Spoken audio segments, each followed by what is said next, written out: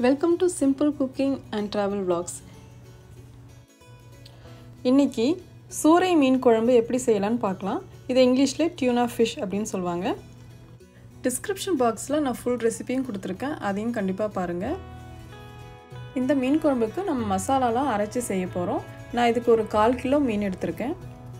நீங்க எவ்வளவு குழம்பு வைக்கிறீங்களோ அதுக்கு தகுந்த மாதிரி புளி ஊற வச்சுக்கோங்க.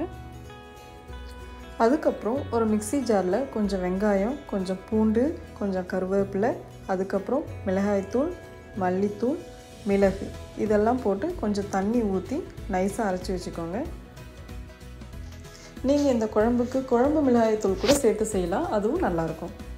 அடுத்து 2 வெங்காயமும் ஒரு தக்காளியும் பொடி பொடியாக நறுக்கி வச்சுருக்கேன். அதை நம்ம சேர்த்து இப்போ குழம்பு செய்ய ஆரம்பிச்சிடலாம்.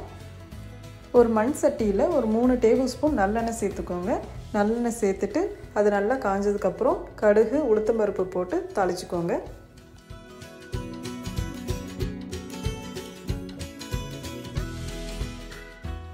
அது கூடவே நிறைய கருவேப்பிலை சேர்த்துக்கோங்க. கருவேப்பிலை நிறைய சேர்த்தா குழம்பு நல்லா வாசனையாக இருக்கும். கடுகு, உளுத்தம்பருப்பு கூடவே நான் ஒரு 1/2 டீஸ்பூன் வெந்தயமும் சேர்த்துருக்கேன். இப்போ அடுத்து பூண்டு, வெங்காயம் இதெல்லாம் போட்டு நல்லா வதக்கிக்கோங்க.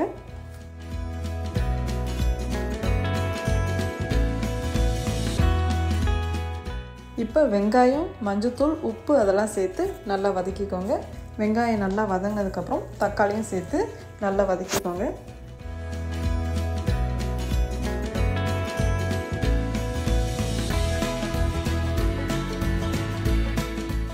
நான் பெரிய வெங்காயம் சேர்த்துருக்கேன். உங்களுக்கு சின்ன வெங்காயம் கிடைச்சிதா நீங்கள் சின்ன வெங்காயம் நிறைய சேர்த்துக்கோங்க. தக்காளி சேர்த்ததுக்கப்புறம் ஒரு பிளேட் போட்டு மூடி நீங்கள் வதக்குனீங்கன்னா தக்காளி சீக்கிரமாக வெந்துடும்.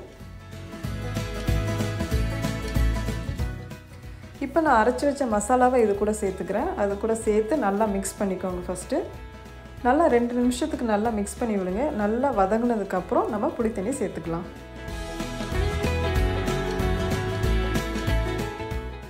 மீன் குழம்புக்கு எப்போவுமே புளி கொஞ்சம் புளிப்பாக இருந்தால் குழம்பு நல்லாயிருக்கும். நீங்கள் அதுக்கு தகுந்த மாதிரி புளி சேர்த்துக்கோங்க. இப்போ குழம்புக்கு தேவையான உப்பை சேர்த்து நல்லா கொதிக்க விடுங்க. ஒரு 10 நிமிஷத்துக்கு நல்லா குழம்பு கொதிக்கட்டும். இப்போ குழம்பு நல்லா கொதிச்சிருச்சு. இப்போ நம்ம மீன் சேர்த்து மீடியம் ஃப்ளேமில் ஒரு 5 மினிட்ஸ் குக் பண்ணலாம். இந்த மீன் குழம்பு சாதத்துக்கு மட்டும் இல்லை, இட்லி தோசைக்கும் ரொம்பவே நல்லாயிருக்கும்.